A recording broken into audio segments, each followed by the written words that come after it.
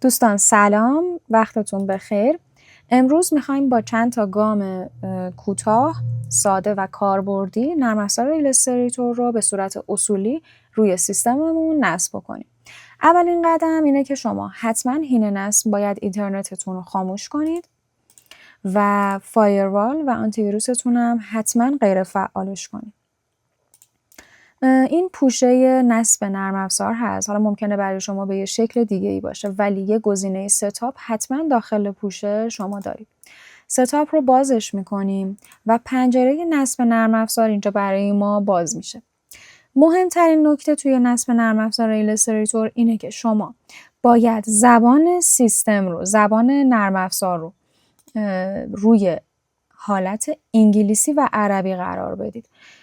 چرا این کار رو ما میکنیم؟ به خاطر اینکه اگر ما روی حالت انگلیسی قرار بدیم بعد از نصب ما داخل نرم افزار نمیتونیم از زبان فارسی استفاده کنیم و حروفمون دچار به هم ریختگی میشن و راستچین و چپچین رو گزینش رو نخواهیم داشت. پس حتما دقت کنید که زبانتون رو روی حالت انگلیسی عربی قرار بدید. این لوکیشن هم که محل نصب نرم افزار رو به شما داره میگه. شما میتونید خودتون هر پوشه‌ای که خواستین انتخاب بکنید.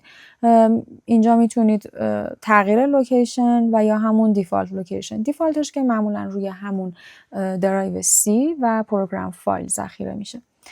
تنها نکته مهم نصب نرم افزار همین هست. شما دیگه بعد از این کانتینیو رو میزنید و میبینید که اینجا نرم افزار به راحتی شروع به نصب میکنه. نرم افزارهای جدید دیگه نیازی به کرک کردن ندارن. چرا؟ چون نرم افزار خودش آماده کرک شده در اختیار شما قرار میگیره و دیگه بعد از این مراحل نصب نرم افزار رو به راحتی میتونید استفاده کنید.